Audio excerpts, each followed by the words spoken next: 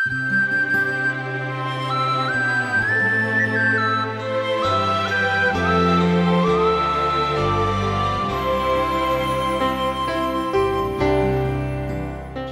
సోదరులారా, ఈ అధ్యాయంలో యాకోబు మృతిని గురించి వినబోతున్నాం.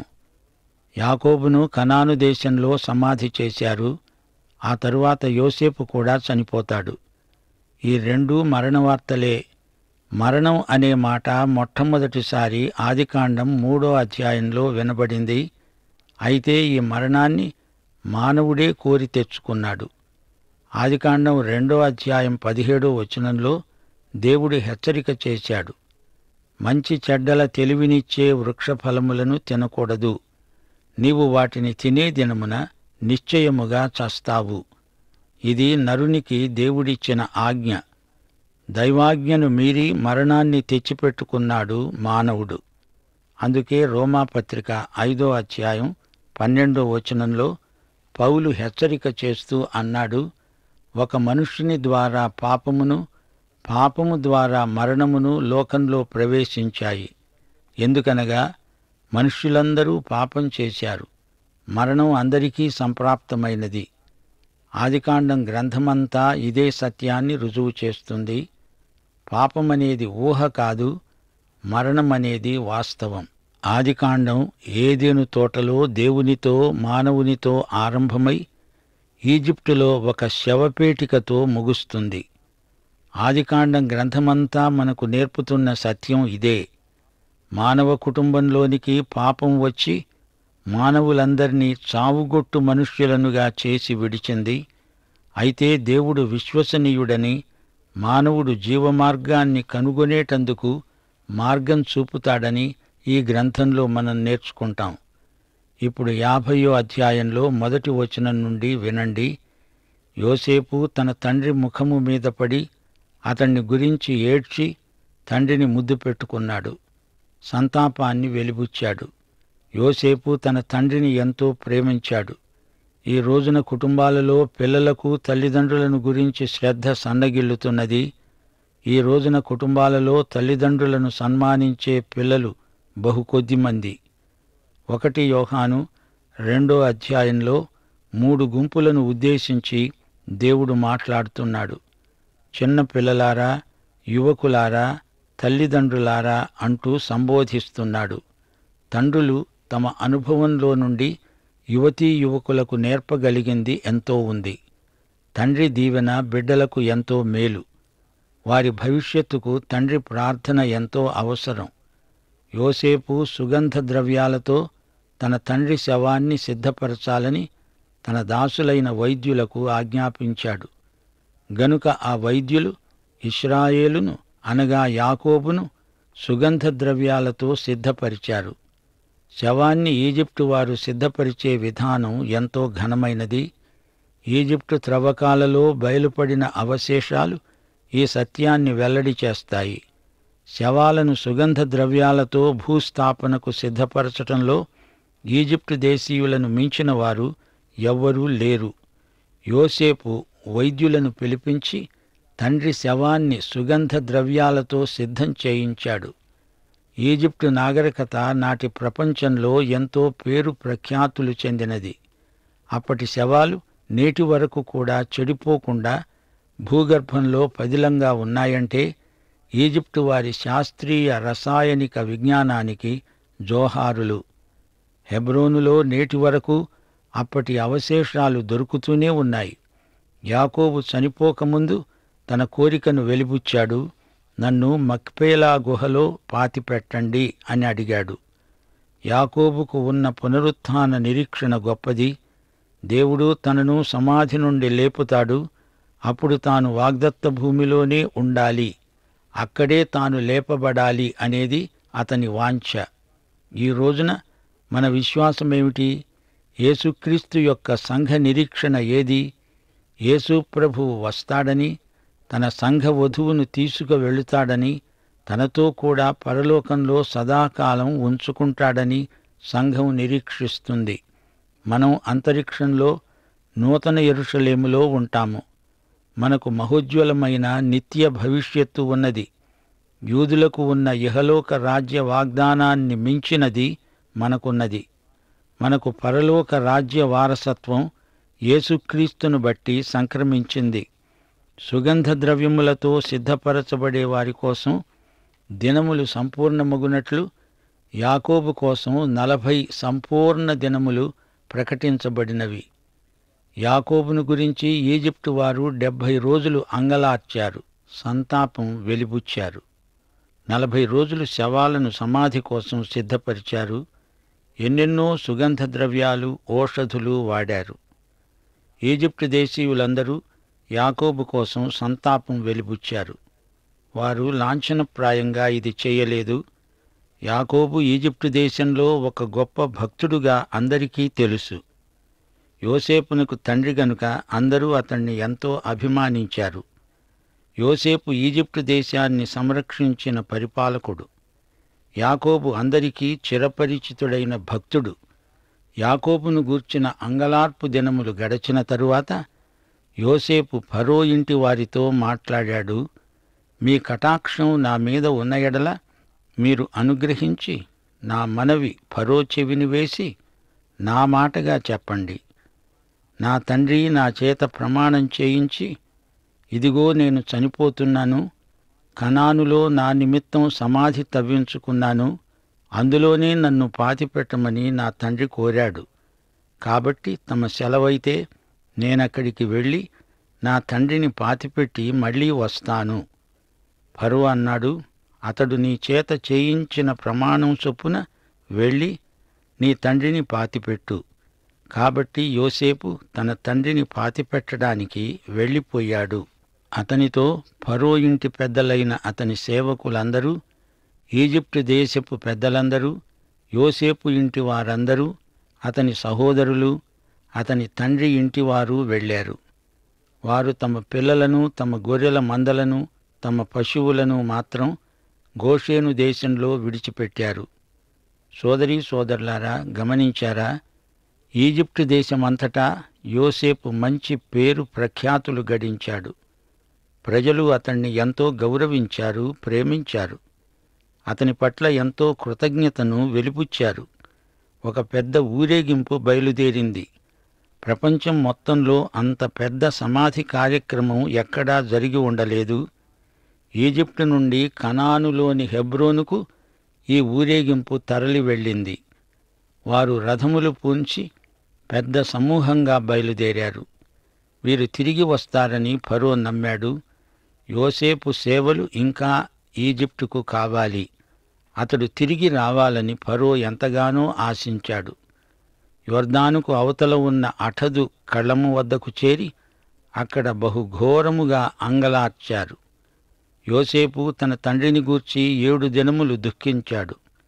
ఆ దేశమందు నివసించిన కనానీయులు అఠదు కళ్ళము వద్ద వారి సంతాపం చూచి, ఇది ఈజిప్టు వారికి మిక్కుటమైన దుఃఖము అని చెప్పుకున్నారు. గనుక దానికి ఆబేల్ మిశ్రాయిము అనే పేరు పెట్టబడింది.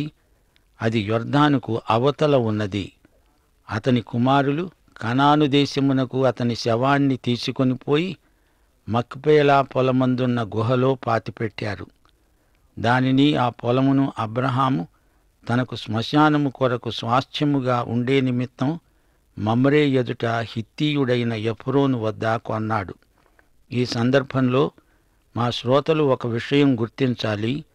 బెత్లెహేము మక్పేలా నుండి 35 కిలోమీటర్ల దూరంలో ఉంది. రాహేలు అక్కడే పాతిపెట్టబడింది. యాకోబును రాహేలు సమాధి దగ్గరే ఎందుకు పాతిపెట్టలేదు? ఎందుకనగా అబ్రహాము ఈ గుహను కొన్నాడు, వెల చెల్లించి ఆ స్థలాన్ని సంపాదించాడు. గనుక యాకోబు తన పూర్వీకుల సరసన పాతిపెట్టబడాలని కోరాడు. తన పూర్వీకులందరికీ పునరుత్థాన నిరీక్షణ ఉన్నది. వాగ్దత్త భూమిలోనే తన పూర్వీకుల మధ్యనే ఉండి లేపబడడం అతనిలో ఉన్న చిరకాల వాంఛ. యోసేపు తన తండ్రిని పాతిపెట్టిన తరువాత అతడు, అతని సహోదరులు, అతని తండ్రిని పాతిపెట్టడానికి వెళ్ళిన వారందరూ తిరిగి ఈజిప్టుకు వచ్చారు. యోసేపు సహోదరులు తమ తండ్రి మృతి పొందడం చూచి ఒకవేళ యోసేపు మన యందు పగపట్టి మనం అతనికి చేసిన కీడంతటి చొప్పున మనకు తప్పకుండా కీడు చేస్తాడు అనుకున్నారు. వారు యోసేపునకు వర్తమానం పంపారు.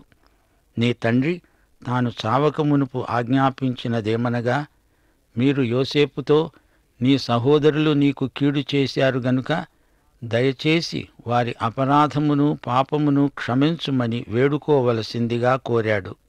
కాబట్టి దయచేసి నీ తండ్రి యొక్క దేవుని దాసులమైన మా అపరాధం క్షమించాలి. వారు యోసేపుతో ఇలాగు మాట్లాడుతూ ఉండగా అతడు ఏడ్చాడు. యాకోబు చనిపోకముందు వీరందరూ తండ్రికి తమ భయాందోళనలు వెలిబుచ్చారు. యోసేపు ప్రతీకారం చేస్తాడేమో అని వారు భయపడ్డారు. అందుచేత యాకోబు ఈ విధంగా యోసేపునకు వర్తమానం పంపాడు. క్షమించమని వారి చేత అడిగించాడు. వీరు తమ పాపములను గురించి పశ్చాత్తాపం చెందుతున్నారు. యోసేపు దుఃఖం ఆపుకోలేకపోయాడు. అతని సహోదరులు పోయి అతని ఎదుట సాగిలపడి, ఇదిగో మేము నీకు దాసులము అన్నారు. శ్రోతలు వింటున్నారా? యోసేపు కన్న కలలు వాస్తవమని పదే పదే దేవుడు ప్రదర్శనాత్మకంగా చూపుతున్నాడు. యోసేపు పనకు మిగతా పనులన్నీ సాష్టాంగ నమస్కారం చేస్తున్నాయి. అప్పుడు యోసేపు అన్నాడు, భయపడకండి, నేను దేవుని స్థానమందున్నానా? గమనించండి, యోసేపు ప్రతి సందర్భంలోనూ దేవుణ్ణి మహిమపరుస్తున్నాడు. ఇప్పుడు మా శ్రోతలు ఆదికాండం 50వ అధ్యాయం 20వ వచనాన్ని రోమాపత్రిక 8వ అధ్యాయం 28వ వచనంతో సరిపోల్చి చూసుకోవాలి. ఈ 2 వచనాలు కలిపి చెప్తాను, వినండి. మీరు నాకు కీడు చేయనుద్దేశించారు గాని నేటి దినమున జరుగుతున్నట్లు, అనగా బహు ప్రజలను బ్రతికించున్నట్లుగా అది మేలుకే దేవుడు ఉద్దేశించాడు. దేవుని ప్రేమించే వారికి, అనగా ఆయన సంకల్పము చొప్పున పిలువబడిన వారికి సమస్తము వారి మేలుకే సమకూడి జరుగుతుందని ఎరుగుదుము. ఇది మనకందరికీ వర్తించే విశ్వాస సూత్రం. ఇందులో విశ్వాసుల ఆశాభావం సహజాతీతమై ఎంతో ఆదరణ కలిగిస్తుంది. సోదరీ సోదరులారా, ఒక విషయం మీరెన్నడూ మర్చిపోకూడదు. కష్టాలు వచ్చినప్పుడు దేవుడు ఎందుకు ఇది జరగనిచ్చాడు అని అడుగుతారా? దేవుడు మనకు ఉత్తరోత్తర మేలు కలగడానికి అట్టి సంఘటనలను జరగనిస్తాడు. ఇది మనం నమ్మి తీరాలి. యోసేపు అంటున్నాడు, నా ప్రియ సహోదరులారా, భయపడకండి, నేను మిమ్మును మీ పిల్లలను పోషిస్తాను. యోసేపు వారిని ఆదరించి వారితో ప్రీతిగా మాట్లాడాడు. అతని తండ్రి కుటుంబీకులు ఈజిప్టులో నివసించారు. యోసేపు 110 సంవత్సరాలు బ్రతికాడు. యోసేపు ఎఫ్రాయిము యొక్క 3వ తరం పిల్లలను చూచాడు. మనష్షే కుమారుడైన మాకీరుకు కుమారులు పుట్టి యోసేపు ఒడిలో ఉంచబడ్డారు. అంటే యోసేపు తన మనుమలను, ముదిమనుమలను, వారి పిల్లలను కూడా చూచాడు. ఇప్పుడు మనం ఆదికాండం చిట్ట చివరికి వచ్చాం. యోసేపు తన సహోదరులను చూచి అన్నాడు, నేను చనిపోతున్నాను. దేవుడు మిమ్ములను నిశ్చయముగా చూడడానికి వస్తాడు. ఈ దేశంలో నుండి వాగ్దత్త దేశానికి, అనగా అబ్రహాము, ఇస్సాకు, యాకోబులతో ప్రమాణం చేసి ఇచ్చిన దేశానికి మిమ్ములను తీసుకొని పోతాడు. దేవుడు నిశ్చయముగా మిమ్మును చూడడానికి వస్తాడు. అప్పుడు మీరు నా ఎముకలను ఇక్కడ నుండి తీసుకొని వెళ్ళండి. ఈ విషయమై యోసేపు తన సహోదరుల చేత ప్రమాణం చేయించాడు. యోసేపు 110 సంవత్సరాల వయస్సులో మృతి చెందాడు. వారు సుగంధ ద్రవ్యాలతో అతని శవాన్ని సిద్ధం చేసి ఈజిప్టు దేశమందు ఒక పెట్టెలో ఉంచారు. శ్రోతలు, ఇంతటితో ఆదికాండం ముగిసింది. ఈ గ్రంథం ఆరంభంలో దేవుడు భూమి ఆకాశములను సృజించాడు. ఈ గ్రంథం ముగింపులో ఈజిప్టు దేశమందు సమాధి పెట్టె, అందులో యోసేపు. ఈ మధ్యకాలంలో ఏమి జరిగింది?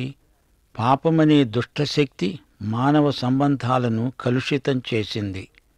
ఇప్పుడు మనకు మరో ప్రశ్న ఎదురవుతుంది. యోసేపును కనానుకు తీసుకొని వెళ్ళి అక్కడే ఎందుకు సమాధి చేయలేదు?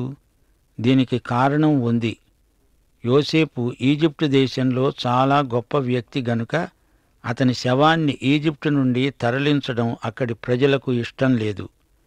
యోసేపును ఈజిప్టు వారు తమ మనిషిగానే గుర్తించారు, ఘనపరిచారు.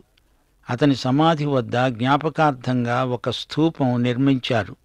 యోసేపు అన్నాడు, మీరు ఇక్కడ నుండి కనానుకు వెళ్ళిపోతారు, అప్పుడు నా ఎముకలను పట్టుక వెళ్ళండి. కనాను దేశంలోనే సమాధి చేయండి. నేను అక్కడే పునరుత్థానం చెందుతాను, అక్కడే లేపబడి వాగ్దత్త భూమిలో ఉంటాను. ఇది యోసేపు నిరీక్షణ. అంతేకాదు, అలనాటి గోత్రకర్తలందరికీ అదే నిరీక్షణ. హెబ్రీ పత్రిక 11వ అధ్యాయం 22వ వచనంతో ఆదికాండం సందేశం ముగిస్తాము. యోసేపు తనకు అవసాన కాలము సమీపించినప్పుడు విశ్వాసమును బట్టి ఇశ్రాయేలు కుమారుల నిర్గమనమును గూర్చి ప్రశంసించి తన శల్యములను గూర్చి వారికి ఆజ్ఞాపించాడు. సోదరీ సోదరులారా, ఆదికాండం ఇంతటితో ముగిసింది. ఈ గ్రంథంలోని 50వ అధ్యాయం మనకెన్నో ఆధ్యాత్మిక సత్యాలను నేర్పుతుంది. యోసేపు జీవితమంతా దేవుని సంకల్ప పరిధిలో గడిచింది. యేసుక్రీస్తుకు ముందు గుర్తుగా యోసేపు జీవితం కొనసాగింది. అతన్ని గుంటలో పడదోశారు. అతడు బానిసగా అమ్మబడ్డాడు. ఆ తరువాత అతడు పైకి అత్యున్నత పదవికి హెచ్చించబడ్డాడు. యోసేపు అవసాన కాలంలో అతని వ్యక్తిత్వం ఆధ్యాత్మిక వికాసంలో పరాకాష్ఠ బిందువుకు చేరుకున్నది. 24వ వచనంలో యోసేపు అన్నమాట ఎంతో ప్రవచనాత్మకమైనది. జరగబోయే సంఘటనలను ప్రవచిస్తోంది. నేను చనిపోతున్నాను, దేవుడు నిశ్చయముగా మిమ్ములను చూడడానికి వస్తాడు. ఈ దేశములో నుండి తాను అబ్రహాము, ఇస్సాకు, యాకోబులతో ప్రమాణం చేసి ఇచ్చిన దేశానికి మిమ్ములను తీసుకువెడతాడు. ఈ ప్రవచనము యొక్క నెరవేర్పు నిర్గమకాండంలో మొదలై యెహోషువ గ్రంథంలో ముగింపునకు వస్తుంది. యాకోబు కుటుంబాన్ని దేవుడు ఒక గొప్ప జాతిగా రూపొందించబోతున్నాడు. వారిని ఈజిప్టు నుండి బయటికి నడిపిస్తాడు, వాగ్దత్త భూమిలోకి చేరుస్తాడు. ఇక్కడ యోసేపు ఒక ప్రవక్తలాగా మాట్లాడుతున్నాడు. ఇశ్రాయేలు జాతి ఈ వాగ్దానం మీదనే ఆధారపడి ఉంది. దేవుడు తన వాగ్దానాన్ని తప్పక నెరవేరుస్తాడు అనే స్థిరమైన విశ్వాసం ఈ జాతికి ఉంది. ఇది జాతీయ నిరీక్షణ. యోసేపు చనిపోతూ ఈ మాట పలికాడు. ఇశ్రాయేలీయులు ఒక జాతిగా తిరిగి తమ స్వదేశానికి, వాగ్దత్త భూమికి వస్తారు. దేవుని బిడ్డలు తమ జీవితకాలమంతా దేవుని వాగ్దానాలపై ఆధారపడి విశ్వాసంతో జీవిస్తారు. విశ్వాసం అనేది శరీరంలోని కండరముల వంటిది. సాధన ద్వారా, వ్యాయామం ద్వారా కండరాలు బలపడతాయి. మనం కూడా మన విశ్వాసాన్ని సాధన చేస్తే యోసేపు నిరీక్షణకు వారసులమవుతాము. విశ్వాసం ఒక ఆవగింజ. దాన్ని సరిగా హృదయంలో నాటితే, దాన్ని పెంచితే అది మహావృక్షమవుతుంది. ఆవగింజ చిన్నదే అయినా అది నాటబడినదై సరిగా ఎదిగితే సమస్యలను తొలగించేటంత బలాన్ని పుంజుకుంటుంది. ఈ పాఠంలో మరో పరమసత్యం ఉంది. యోసేపు 20వ వచనంలో అన్నాడు, మీరు నాకు కీడు చేయనుద్దేశించారు గాని నేటి దినమున జరుగుతున్నట్లు, అనగా బహు ప్రజలను బ్రతికించున్నట్లుగా అది మేలుకే దేవుడు ఉద్దేశించాడు. యోసేపు సోదరుల కీడు నుండి దేవుడు అతనికి మేలు కలిగేటట్లు చేశాడు. పోతిఫరు భార్య అతని మీద వేసిన అభాండం, పానదాయకుడు అతన్ని మరచిపోవడం, 7 సంవత్సరాల కరువు, ఇవన్నీ యోసేపునకు మేలుగానే పరిణమించాయి. శ్రోతలు, క్రీస్తునందు మనకు ఎంతో క్షేమము, భద్రత. మనకు క్రీస్తునందు ఏ శిక్షావిధి లేదు. మనకు, మనలను ప్రేమించిన ప్రభువుకు ఎడబాటు లేదు. అంతేకాదు, క్రీస్తునందున్న బిడ్డలకు ఎట్టి కలవరము ఉండదు. సైతాను తలపెట్టిన కీడు మనకు మేలుగా పరిణమిస్తుంది. అనగా మన దేవుడు అలా చేయగల సమర్థుడు. ఈ పాఠంలో మరో ముఖ్య సత్యం మా శ్రోతల దృష్టికి తేగోరుతాము. అహరోను, మోషే, ఏలీ, బాప్తిస్మకుడైన యోహాను, వీరు లేవి గోత్రికులు. దావీదు, యేసుక్రీస్తు యూదా గోత్రికులు. సంసోను దాను గోత్రికుడు. ఏలీయా నఫ్తాలి గోత్రికుడు. యెహోషువ, గిద్యోను, సమూయేలు యోసేపు గోత్రికులు. సౌలు, ఎస్తేరు, అపొస్తలుడైన పౌలు బెన్యామీను గోత్రికులు. ఈ 12 గోత్రకర్తలను యాకోబు ఆశీర్వదించాడు. దేవునికి స్తోత్రం. పాఠం ఇంతటితో సమాప్తం. ముగింపులో ప్రార్థన చేసుకుందాము. ప్రతి ఒక్కరూ తల వంచండి.